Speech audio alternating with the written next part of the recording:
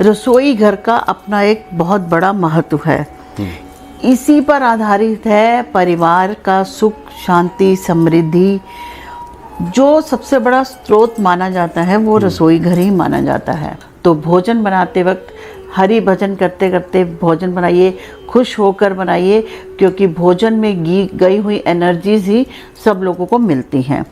और सबसे बड़ी बात है, रसोई घर का साफ सुथरा होना बहुत ज़रूरी है। बहुत ज़रूरी है कि रसोई घर साफ सुथरी रहे, क्योंकि किचन का जो प्रभाव है रसोई का, वो पूरी फैमिली की हेल्थ पर भी पड़ता है। तो हेल्थ पर पड़ता है, बहुत सारी बातें हैं। अगर इन्हीं में से कुछ छोटी छोटी बातों का हम ध्यान रखेंगे तो हमारा परिवार और हम बहुत सी बीमारियों और परेशानियों से दूर रहेंगे। जी, आपने बहुत एक महत्वपूर्ण बात बताई। हमने देखा है गांव में पहले भी ऐसा होता था कि लोग खाना बनाने के पहले किचन पहले साफ़ कर लेते थे। वहाँ साफ़ सफाई, पोछा लगाना ये हो गया। बहुत बार ये होता है कि लोग सोचते हैं पहले खाना वाना बन जाए, चूँकि गंदा होगा उसके बाद हम साफ़ करेंगे। तो आप ये कह रहे हैं कि पहले साफ़ सफाई ज़रूर कीजिए, बिल्कुल, उसके बाद भोजन बनाना शुरू कीजिए। बिल्कुल बिल्कुल।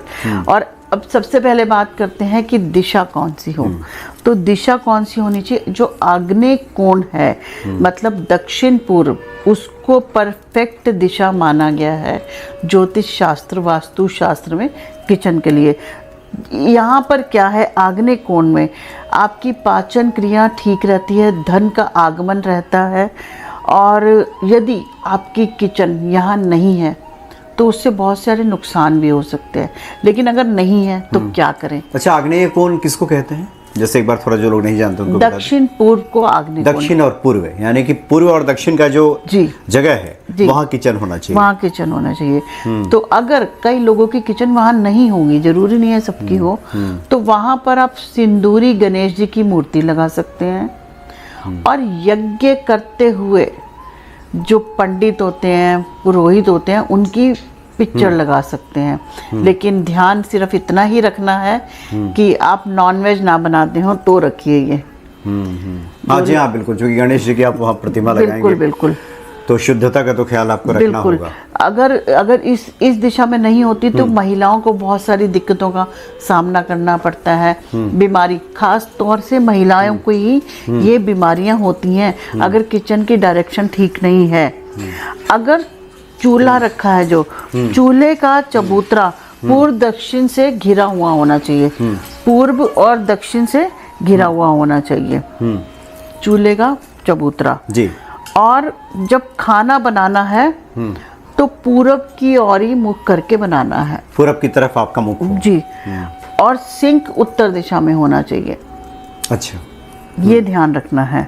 तो अब कुछ बातों का जिक्र कर लेते हैं जिनको आप ध्यान रखेंगे तो बहुत अच्छा रहेगा। पश्चिम की ओर मुंह करके खाना नहीं बनाना चाहिए। इससे एक तो आपको त्वचा के रोग हो सकते हैं और हड्डियों के रोग भी हो सकते हैं।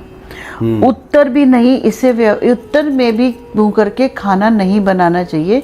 इससे धन और व्यापार में हानि हो सकती है। मतलब कोशिश करें कि आप अपना गैस का स्टोव, चूल्हा ऐसा रखें कि आपका मुख पूरब की तरफ हो।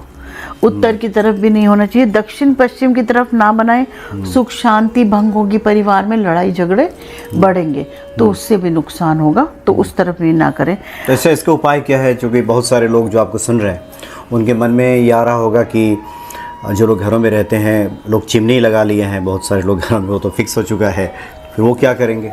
उनके लिए कुछ उपाय भी दिए जाएंगे, दिए जा रहे हैं। वैसे तो अगर लाल रंग का बल्ब हमेशा किचन में रहे, जलता रहे, छोटा बल्ब 0 वॉट का, वो बहुत अच्छा रहता है। देखिए, ये डिपेंड करेगा कि आपकी किचन में बहुत सारी चीज़ें हैं उनको देखने पे।